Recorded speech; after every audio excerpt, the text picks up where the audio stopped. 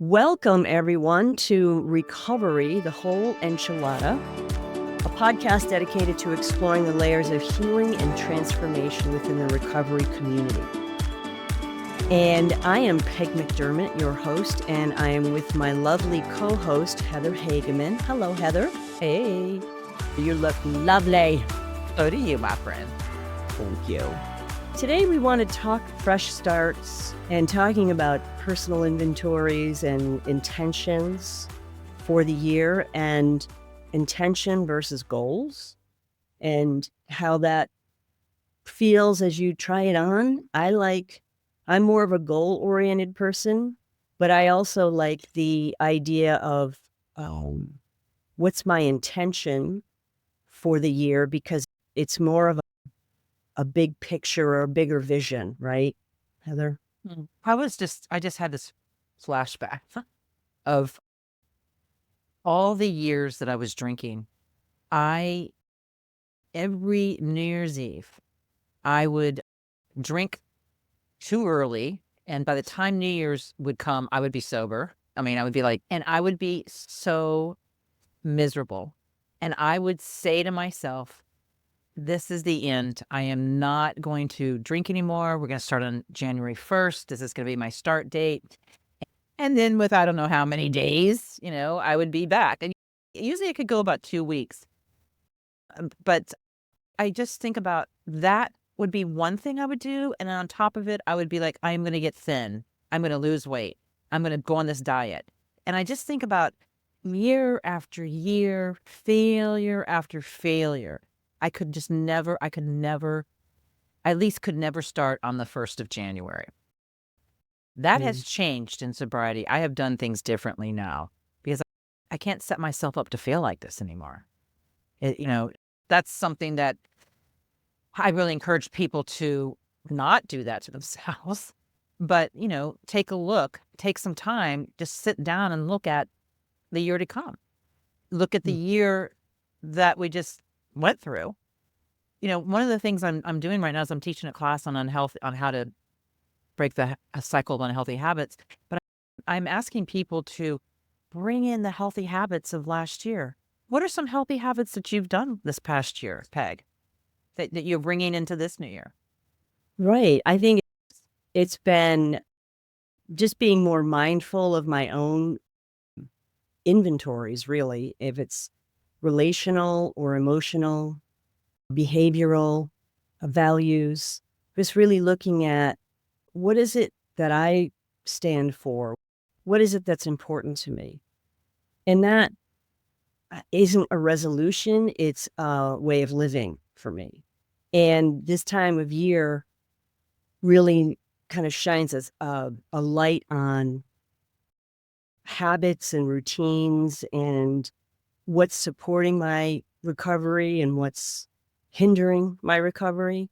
And because really everything sort of surrounds my recovery, because my recovery is holistically all of me. And that's what I've learned is, the different aspects of myself and where is it that I'd like to see some growth and where do I feel I have grown? Because I think it's important to acknowledge how we've grown. I think that the goals for me, when I was early in sobriety and even when I was still active, I would set all these goals for myself and be like, I want to do all these things. And it was an impossible task, what I would set up for myself. And there's no way that I could have kept up with all of the resolutions that I had made for myself. Because I just felt like I'm really broken and I really need a lot of work here. And I'm not broken. And I'm still looking at how I can better integrate the principles and recovery principles and spiritual principles into my life. And that has helped me to get a lot more simple about my resolutions or intentions. So last year, my intention was to grow spiritually along spiritual lines and meditate more and really connect with my higher power on a more one-on-one basis. And I managed to do that just about every day. And the meditation made a big difference in my conscious contact. And I want to carry that into this year and maybe expand the time that I spend meditating. And also look at my emotional inventory and triggers and patterns and responses to life. Because regardless of how much time we have, right, we still are human and life still is very daily. And there are things that will happen. And if I'm not in a good space, hungry, angry, lonely, tired, then I get triggered a lot easier. And so it was important to me to find out what are those triggers as far as behaviors, not taking things personally, not making it about me. And when I'm not spiritually fit, I take things a lot more personally than I know they're intended. I know they're not intended the way I'm taking them. And that still happens. And so I really want to be mindful of that. It's like, where am I? How am I feeling? How am I feeling in my body? What am I feeling? And being able to name it. I was thinking, what are some of the things that I'm bringing into this year from last year? I just will be honest. I went through a period in my sobriety where you know, I went out of the rooms and I went into church circles and I went into yoga circles and I found that was good, because I'm living in the world, but I wasn't going to as many meetings as I, had done in the past. And so one of the things I did last year is I made an intention to go to women's meetings and Mm. to be very, to get back involved, in the community. And the best way to do that is sponsor. So I took on a couple sponsees, which I hadn't. All my sponsees are grown-ups now. They all have 20 years of sobriety, and we're all friends now. So I thought I'll just take on. And then I took on a woman who's got about 5 years of sobriety. And I got to tell you, that makes it all real again, brings it all back, reminds me of, how do we take care of ourselves when we're first sober? This idea of self-care, this is another piece that came up for me last year. I had several, more than 3 health issues that took me into a hospital, and so this was another important, awakening that I had to, like, really hunker down and look at, okay, what do I need to do to take care of myself? Like really take care of myself. And for me, I really needed to look at everything, my sleep, how I'm eating, what I'm eating, the people I'm surrounding myself with. I mean, I had to do an upgrade. And I like to look at it like that rather than look at it as I had to take away things that, that are harming me, but to look at it as, you know, as letting go of these unhealthy, let's say, habits, because they were, and bringing in healthier ways of being. And I love this. I love this. I discovered this, and maybe a lot of you know this. I don't know. There's these new words called habit stacking, and I don't think it's new, but it was new for me. And one of the things I was realizing, because I'm teaching, I learn a lot when I teach because I'm learning what I most need to know. And this habit stacking is so great because when you have a healthy habit, already ingrained it's in your autonomic system, it's subconscious, and you just do it. You can stack another healthy habit to that habit, and then they will kind of bind, and you're able to bring a healthy habit in. For example, brushing my teeth. I always stretch when I brush my teeth. I got my toothbrush in my mouth and I'm doing a little stretching. I do a little twisting and move my spine. There are just different ways that you can bring in these healthier habits rather than always this deprivation and this, I've got to, oh no, another thing I've got to let go of. And for us people in recovery, that's not good for us mentally. We don't like letting go of things. We hold on to things a very long time.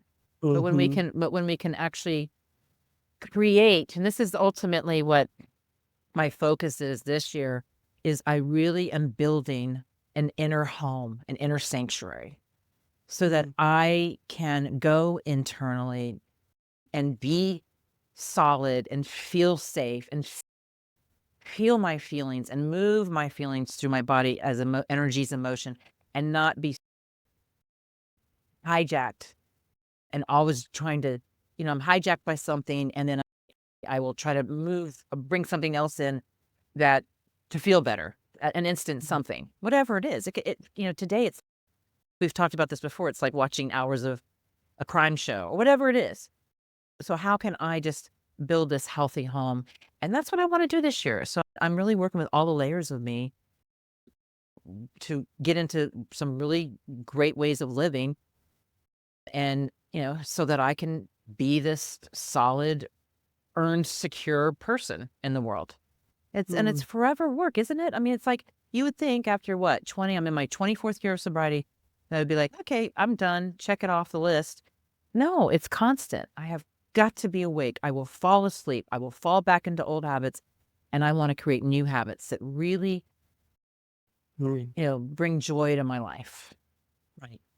That those identifying those daily habits and routines and those things that either support our recovery or hinder our recovery. And for me, if it's supporting my recovery, it means that I'm moving away from active drinking or using. And if it hinders it, I'm moving closer to what hurt me, because, and we're making choices every day. They're little choices, but they add up. And, identifying the daily habits like me wanting to come in earlier, and that's been a challenge for me, getting into my office earlier. I don't have a boss. I run my own business. And I get what I need to get done, and at the same time I'm like, I could really I need to gain some time somewhere, and it will be in those earlier morning hours. But yet there's something inside of me that's resistant to that. Maybe because I work late, I want to stay, home and sort of take care of myself and um, kind of take a look at what my day looks like. And during that time, I do meditate and I do read and I contemplate the day and I just am during that time. And I won't sacrifice that time because it's a really good way to start the day. And at the same time, I'll start reading or I'll start scrolling through my phone and I get sucked into that vortex. And then before I know it, another 30 minutes has gone by. And so this year, rather than saying, I'm going to get in at such and such a time, it's been more like I'm going to work on getting enough rest and starting my day in a positive way and working on getting in a little earlier and make it like maybe 15-minute increments so they're realistic. So if I get in at 9, maybe I come in starting next week at 8:45. And then maybe the week after that, it's 8:30. So it's small movements in a positive direction versus I'm going to come in at 6 a.m. every morning, and I will never, ever do that. I know I won't. I won't set myself up like that. But I think it's making sure that I'm realistic about what I know I can and can't do or what I'm willing to do and not do. And that's, like you said, habit stacking is really, I love that. I'll make a shake in the morning and it's got all kinds of protein and greens and good stuff in it. And I'll take my vitamins with that shake. So for me, that's been sort of stacking those two things together at the beginning of the day. So it's a good start. When I go to fill up my water bottle over at our water thingy, I pray. And it's just during that time, it's a big water thing. So I have some time to pray again and really connect with God during that time. So, yeah, looking at my routines and where can I add small successes throughout my day and week and month that don't feel overwhelming, that feel like I'm setting myself up to succeed, to share it with my sponsor and have her tell me, hey, it sounds to me like that seems realistic, or you might be putting a little bit more on your plate than what you can realistically complete. So maybe you stretch out the time that you want to get this done.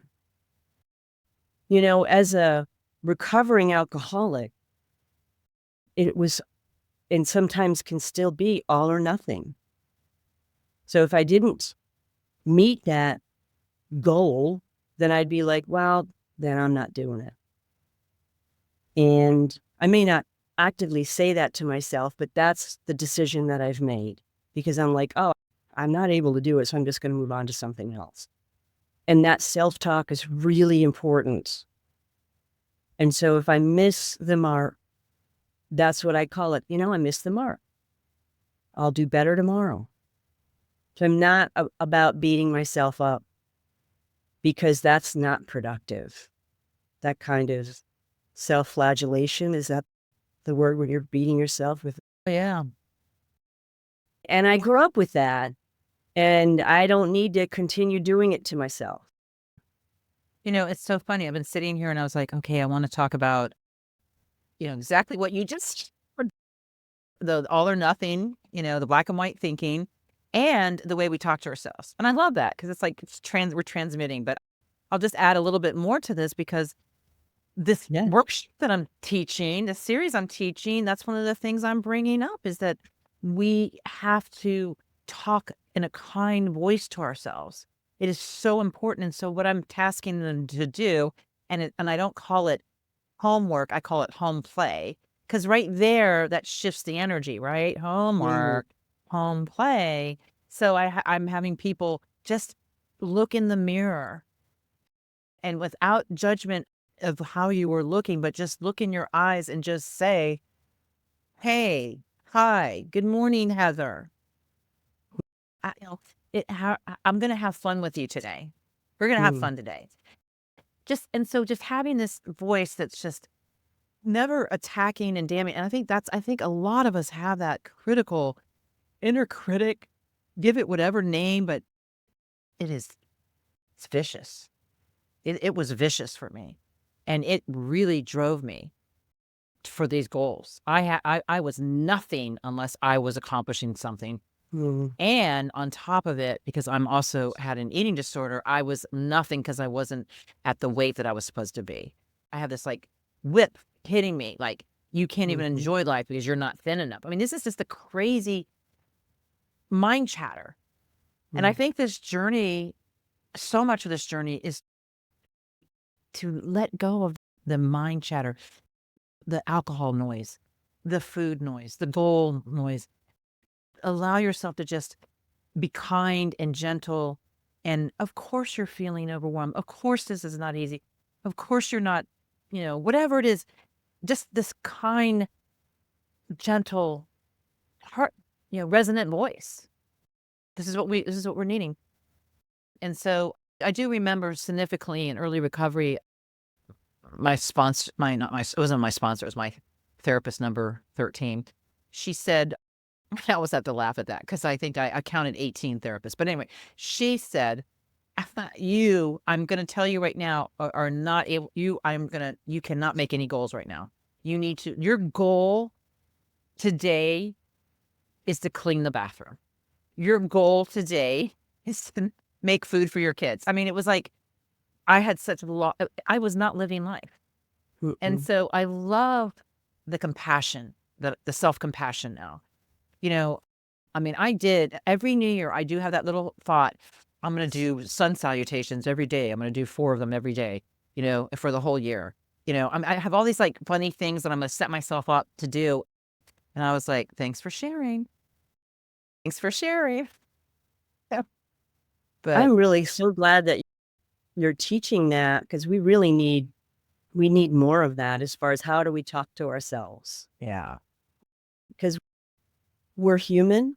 We're not going to hit the mark every time. And if we've done just a little bit better than we did yesterday, that's okay. Yeah. And, learning to celebrate those small victories and staying committed to our sobriety is important, especially this time of year. I was so happy to see the holidays end. And it's just a lot of traveling and hustle and bustle and out of routines. And I was just glad to be home and just to chill. And I spent some time with some friends this weekend. We do like an annual retreat at this really cool farm. It's beautiful. And, we have our own meeting. And, I shared about things that I was feeling and what I was feeling. And I felt safe in this group of women to share this just as I do in the rooms. So I might have gone into a little more detail than I would in a meeting, but it was about just staying relevant, and sometimes feeling that I'm not. No. And that relevance getting tied to doing versus being. And I was feeling like, as I get older, am I as relevant? And that is something that nobody can say to me, oh, you are relevant, Peg. You are. If I don't believe it, then no matter how many times you say it to me, it won't matter. Because that is something I have to cultivate with God within myself. Say, because that is emotional, what is the word I'm looking for? Health, good emotional health. And again, if I say to myself, I am relevant today because I'm alive, because I'm drawing breath, and I'm here for a reason. And that reason is to be of service to my fellow alcoholics and addicts and to stay sober and to share what I can about my own experience, strength, and hope. And but it felt good to say it out loud rather than let it bounce around in my head. And as I heard myself say it, the air just went out of it, because I realized as I was hearing myself say it, that it's how untrue it is.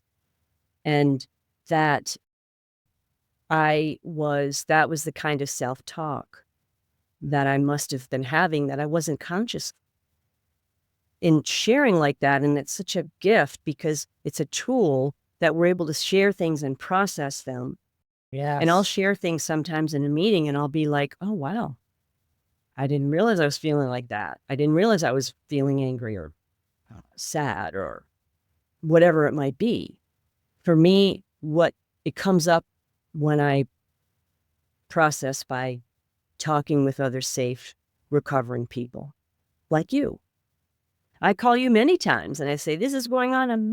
And I know I can say what I need to say to Heather because I won't be judged. It's safe. And you will mirror back to me what you see in me. And again, that helps me it reminds me that, yes, I am valuable. I am relevant. We are herd animals. We do need to get feedback from our fellows, right? I just can't be reliant on it for my self-worth.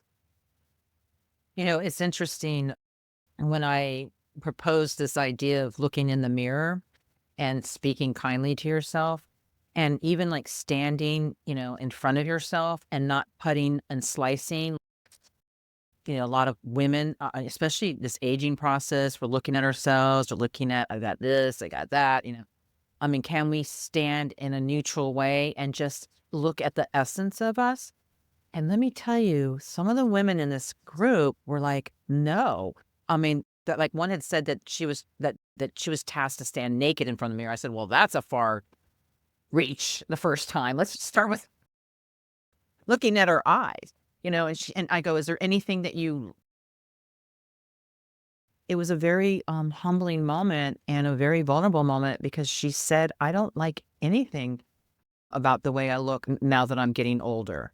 And then other people were saying, well, you've got really nice eyes. Could you just look in your eyes? So you see this. So if you're going to try to shift into the self-care and build this safe internal home, we've got to really work with the structure and really find reverence for us at this point that's not based on the models and the magazines, but is based on this wonderful, like we are amazing. We are miracles in this. We're miracles, those of us that are in recovery, because really we're not supposed to even be here. There is just no way. If I've even thought about it, there's no way that I would still be here. And so this is really vital that we, really cultivate this incredible loving compassion for all of us, for all our layers of ourselves. And, but it's painful because I think this aging process, which of course I thought I'm going to do another workshop on this, on the aging process. How to embrace it with joy and appreciation, Right. and really embrace it, not just fake it, but really embrace it. Yeah. I think that's awesome. And I do hear that a lot as far as um, how folks see themselves, their self-image. And, I don't hear enough positive i- image talk. And, Yes.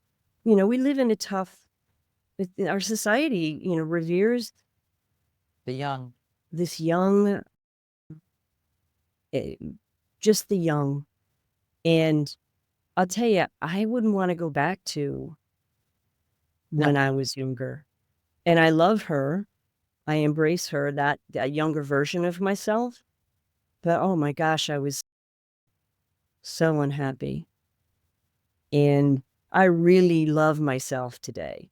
I still have thoughts of, am I measuring up? And what's important is those questions are going to come up. The answers are what's important. Am I measuring up? And I'll pray on it. And a lot of times I'll hear, relative to what? Do you know what I mean? Am I measuring up Yes. relative to what? Yes. And these unrealistic expectations that either I've placed on myself or others have placed on me. And, that it's okay to have those thoughts. It's how do we process them and then integrate them back into our sense of self and our identity? Do we say I'm not measuring up and I need to do better because I have failed so many times in the past, and that's what is left in our mind and it gets integrated into us? Or can we shape another story? Yes, I have missed the mark in the past and I did my very best, and had I been able to do better at that time, I would have done better. So I've learned each time, just as you have. And now I know better. And there'll be times I'll be doing things now, and my future self will say, had I known better, I would have done better. So we learn by sharing, by having realistic expectations of ourselves, by having a bigger, more loving picture of ourselves and our life and how we fit into that beautiful life. And it's about living along those spiritual lines. And for me, knowing that there is this loving being that does not judge me. And I would wish that I wasn't judging myself. And I've learned, that critical voice can rear its head, but I don't chastise it. I basically ask it, what is it that you're trying to teach me right now? What is it that you need from me? What are you trying to protect me from? Because those voices that come in, those parts that come in, they're there to protect us from a difficult past. And And I've learned to befriend them and not weaponize them. befriend and update them, because oftentimes they just don't know that we have grown and that we are adulting in our lives. They're still kind of got the same job they used to have. You gotta give them a pay raise. Exactly. But I will say, I just coming back to the beginning of this conversation, I am so glad that I don't do this resolution stuff and set myself up anymore for failing. I do not need anything to make me feel negative about myself. I mean, every day that we don't drink is, it used to be good enough, but we want the whole enchilada. You know, we want to go further than that. We want to really work with all the things that still block us from the sunlight of this program, of this life, of the sober living. I love that. And I love you. I love you. Thank you. Thank you all for joining us for this episode of Recovery, the Whole Enchilada. Next time, Heather and I will be talking about, this is going to be a good, processing guilt and shame. Oh, yes. I love it. Cannot wait. And hope you won't miss it either. And so make sure to please follow us on Apple Podcast and on Spotify or wherever you listen to your podcasts. Your review would mean a whole lot to us. And we love you. And know that you are not alone. And until next time, stay strong and keep growing.